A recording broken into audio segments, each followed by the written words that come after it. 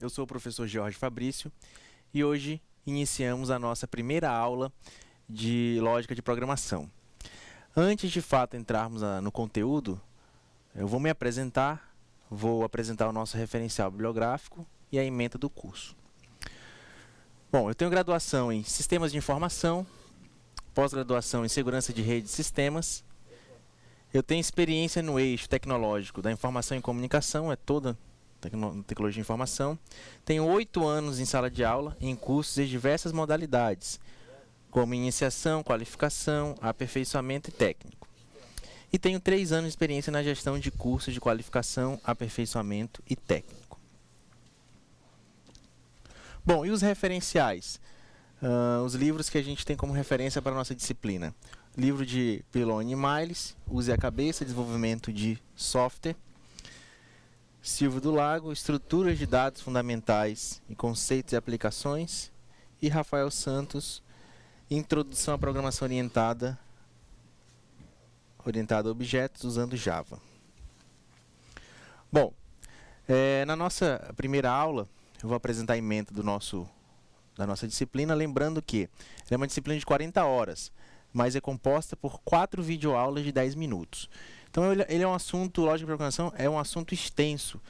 Então, nessas videoaulas eu vou apontar, já bater um papo sobre tópicos importantes, algumas práticas, para que com isso sirva de contribuição para a leitura do material didático, material de apostila, as respostas dos questionários que irão estar disponíveis, e assim a gente possa obter o sucesso. Então, lembrando, não só a videoaula, mas todo o material didático disponível na plataforma virtual. A nossa disciplina ela tem os seguintes tópicos: conceitos sobre lógica de programação, operadores lógicos, tipos de dados, variáveis, saída e entrada de dados, funções e procedimentos, construção de estruturas de repetição, estruturas de decisão e desvio condicional, construção de estruturas de vetores e conceitos de programação estruturada e orientada a objetos. Nesse tópico eu tenho até uma historinha para contar para vocês. Bom, antes de entrarmos na disciplina, vamos entender a importância dela. Essa disciplina de lógica de programação ela é a base para todas as outras disciplinas. É interessante que o empenho de vocês seja aí bem efetivo no estudo desse conteúdo programático. Porque senão estiver lá na frente, não vai conseguir, vai ter dificuldade para poder compreender certos termos e formas aí. Outra situação que eu quero apontar também é a questão dos termos utilizados. Utilizaremos nossos exemplos termos vindos do Portugal. O que é o Portugal? Ele é uma pseudolinguagem de programação muito utilizada na descrição de algoritmos. E o que seria algoritmos, professor? Algoritmos nada mais é do que uma receita que mostra passo a passo os procedimentos necessários para a resolução de uma tarefa. Então a gente vai entender o que é lógica, a gente vai estar trabalhando essa lógica dentro do algoritmo, utilizando termos vindos do Portugal, que é uma pseudolinguagem. Bom, inicialmente é interessante entender o que é lógica, um conceito de lógica. Pode ser vista como a arte de pensar corretamente. A lógica visa colocar ordem no pensamento, isso segundo Farrer, seu livro em 1999. Professor, esse conceito não é o suficiente para me entender. Eu não consegui entender. Eu não consegui entender o que de fato é lógica. Então, a lógica a gente utiliza no nosso dia a dia. Diálogo, situações bem corriqueiras. Um exemplo. Aqui eu tenho algumas afirmações e conclusões, onde estou utilizando a lógica. Sei que sou mais velho que João. Sei que João é mais velho que José. Então concluo que eu sou mais velho que José. Normalmente você se depara só com um problema. Será que eu sou mais velho que José? Então, através de comparações e a organização desses pensamentos, dessas comparações, você consegue chegar a uma conclusão. E é assim no nosso dia a dia, e é assim se tratando de algoritmos. Bom, entendendo o que é o conceito de lógica, a gente entra de fato em alguns algumas situações que estão presentes na construção de algoritmos, desenvolvimento de algoritmos. Entre eles são os operadores. O primeiro operador que eu tenho a dizer, explicar para vocês, são os operadores lógicos. Nesse caso, o que eles são? Eles retornam verdadeiro ou falso de acordo com seus operandos. Eu peguei 2 exemplos aqui de operadores lógicos, os mais utilizados, o e e o ou. Então, vamos focar um pouquinho nesse exemplo.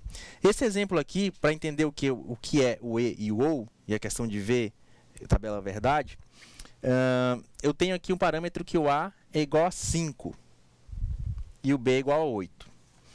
Onde eu afirmo que a é menor que 6, levando em consideração nosso parâmetro, tá certo? Tá, ele é menor que 6. E b é maior que 7, levando em consideração nosso parâmetro, tá certo. Ele é maior que 7. O b é maior que 7.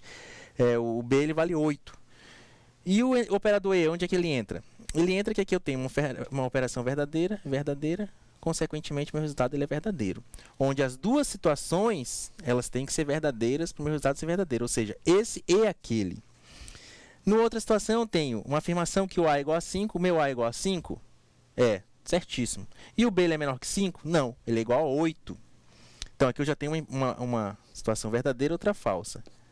Como eu estou tratando do operador e, o meu resultado ele é falso. Ou seja, as duas situações elas tinham que ser verdadeiras. Quando eu falo que um aluno, para ele ser aprovado, ele tem que ter uma nota a partir de 7, uma frequência 70%, ele tem que cumprir os 2 requisitos para ser esse e aquele.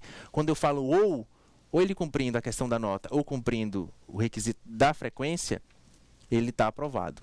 Um eu considero os 2, o outro eu considero ou um ou outro. Essa é a grande diferença. Então, aqui eu digo que o a é igual a 5 ou o b é menor que 5. O a é igual a 5? Tá certo. E o b é menor que 5? Será que ele é menor que 5? Não, b vale 8. Então, esse aqui é verdadeiro e esse é falso. Como eu estou tratando do ou, meu resultado ele é verdadeiro. E assim a gente consegue compreender um pouco sobre os operadores lógicos e ou. Outros operadores, a gente vai tratar o operador aritmético bem simples, utilizado na matemática, adição, subtração, multiplicação, divisão, e a diferença é que a porcentagem é o resto da minha divisão. Quando se trata de operadores e operações em si, expressões, a gente trabalha com precedências, né? Como é que funciona a precedência?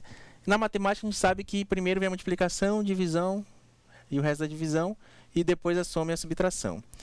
Numa expressão normal, vai seguir essa precedência, mas eu preciso construir um algoritmo que altere essa precedência. Como é que eu faço? Ou uma expressão.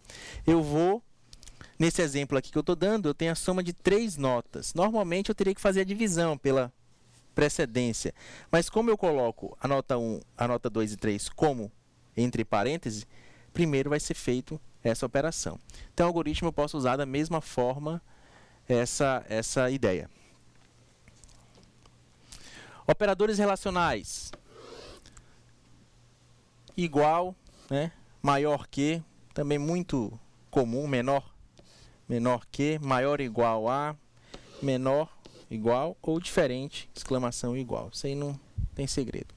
E variáveis. O que são variáveis? Antes de entrar no conceito, eu vou tentar fazer uma analogia. Imagina que a memória do meu computador é um armário. E nesse armário eu tenho uma gaveta etiquetada.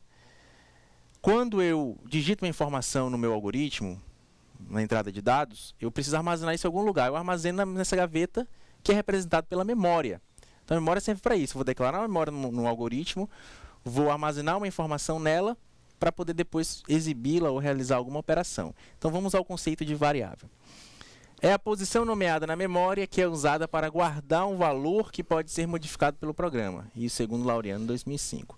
Essas variáveis elas têm tipos. Eu tenho tipos de dados, informações de dados que eu vou estar armazenando. Tipo inteiro, 0, 4, 10, são números inteiros. Tipo real, no caso decimais. Tipo caractere, letras e símbolos. Tipo cadeia, palavras.